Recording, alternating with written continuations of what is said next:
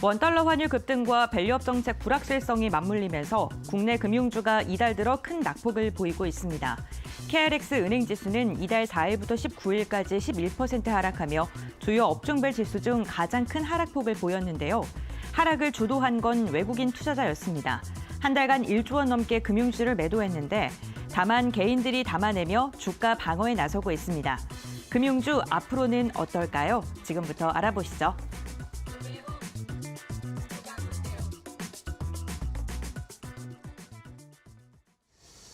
네, 오늘도 박근호 이사, 곽유정 파트너와 이 두 가지 이슈 하나씩 살펴보도록 하겠습니다. 어서 오십시오. 네, 안녕하세요.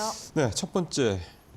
사실 금융주는 올 하반기에 들어서 정말 이 변동성이 이렇게까지 클 수 있나, 이렇게 큰 종목들이 그런 생각이 들 정도로 오르내림이 좀 심했던 기대감도 컸지만 최근 들어서 돌발 악재 때문에 많이 떨어졌던 그런 대표적인 업종이 아닌가 생각이 듭니다. 오늘 금융주 어떤 포인트 좀 잡고 계세요? 네, 일단 뭐 타이틀에서 나왔듯이 이제 개인 투자자들이 금융주를 굉장히 많이 지금 저가에서 그렇죠. 사고 있다. 근데 지금이 뭐 저가일지 고가일지는 나중에 좀 가봐야지 아는 일이긴 합니다만은 개인 투자자들이 금융주들을 사는 이유는 사실 다른 건 아닌 것 같습니다. 다른 업종군들, 웬만한 업종군들은 떨어지다가 이제 계엄 이후에 더 떨어졌는데 그렇죠. 금융주들은 사실 계엄 전까지 괜찮다가 그 계엄 후에 굉장히 낙폭이 크게 나왔기 많이 때문에 떨어졌죠. 네. 저점 매수 우리가 흔히 뭐 우리 개인 투자자들 많이 얘기하는 줍줍이라는 표현을 쓸 정도로 금융주들 많이 매수를 하고 있는데요.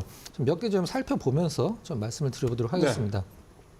환율 급등에서 금융주들이 큰 폭으로 하락을 했다. 이런 이제 기사들이 많이 나오고 있는데요.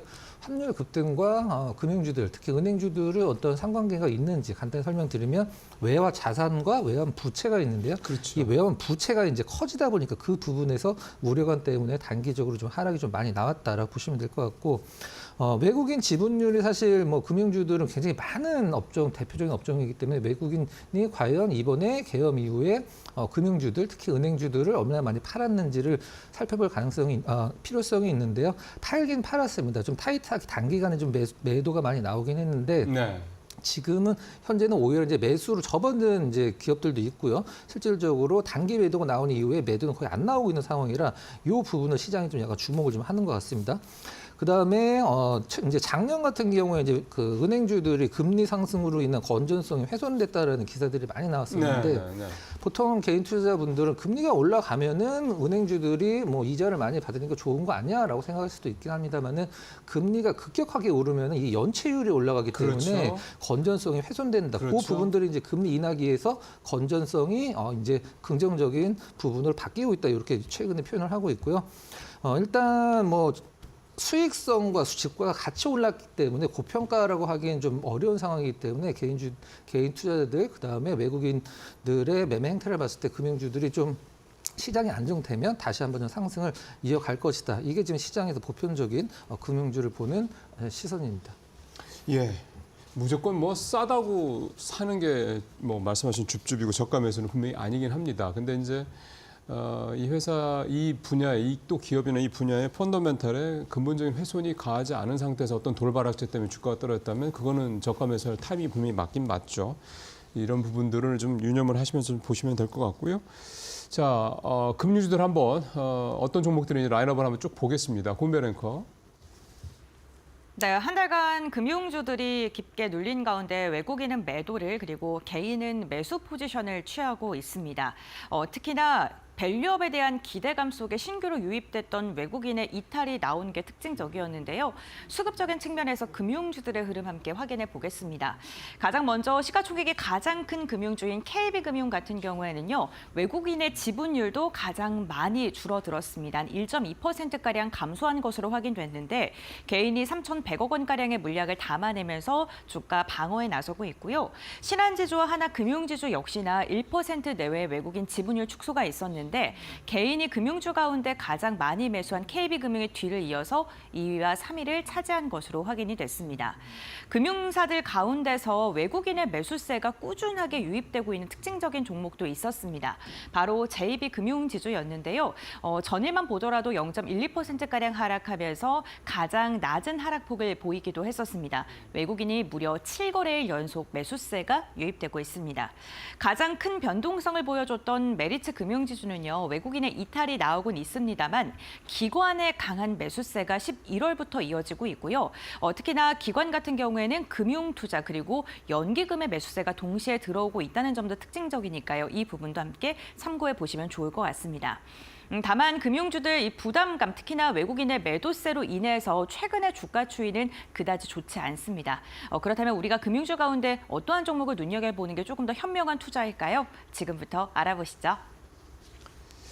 예, 사실은 금융주주사들은 낯익은 종목들이 참 많죠. 밸류업 때문에 올해 이슈가 많이 되기도 했었고요. 그다음에 실제로 이제 많이 이용하는 그런 곳들도 많고 그래서 그런데 이 중에서 이제 우리 박근호 이사님은 어떤 금융주를 좀 제일 선호하시는지 한번 들어보겠습니다. 네. 지금 금융주들과 관련돼서 이제 시장에서 보는 뷰가 사실 증권사들마다 분석하는 게 굉장히 많이 다른데요. 내년에 더 좋아진다라고 보는 쪽도 있고, 그다음에 제가 봤을 때는 한 절반 이상은 올해보다는 조금 못할 것이다라는 게 이제 컨센서스인 것 같긴 한데, 네. 시장에서는 분명히 뭐 반반 정도로 보시면 될 것 같습니다. 이제 JB금융지주를 제가 이제 고른 이유는 사실 주식을 좀 오래 하신 분들은 아마 아실 텐데, 과거에는 은행주를 사면 무조건 기업은행을 사야 됐었거든요. 기업은행을 왜 샀냐면 이제 주가적인 은행주가 갈 때 업종 내에서 가장 상승 탄력 큰 게 기업은행이었었는데, 최근에 이제 시중은행을 제외를 하고 이제 지방은행들이 상당히 좀 수익성이 좋아지면서 주가 탄력이 굉장히 좀 좋게 나왔었죠. JB금융지주 관련돼서 잠깐 좀 설명을 드리면, 이제 밸류업이라고 해서 최근에 이제 가장 많이 나오는 단어가 이제 총 주주 환원율인데요. 네. 내후년 기준으로 45%, 이제 올해가 이제 37% 정도를 기록할 것으로 예상하고 있는데, 내후년에 45%까지 올리겠다. 뭐 현금 배당 성향을 28%까지 올리겠다. 이런 것들 사실 은행주들을 어떤 최근에 이제 상승 탄력 컸기 때문에 매매 종목 기준으로 삼는 분들도 많긴 하십니다만은, 대부분은 이제 시세 차익보다는 좀 약간 배당 쪽으로 갖고 가시는 분들이 많죠. 그런 부분에서 JB금융지주가 밝히는 주주 환원율이 굉장히 시장에서 거의 탑급이다라고 보시면 될 것 같고요.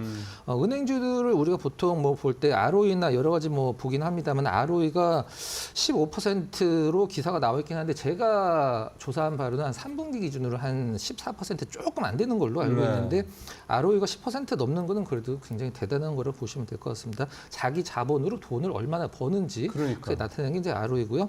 그다음에 JB금융지주나 다른 은행을 볼 때 가장 많이 나오는 단위가 CRT1, 이제 보통주 자본 비율이라는 게 나오는데, 이거 요즘에 주주환원 정책 때문에 많이 그렇죠. 이 단어 쓰죠.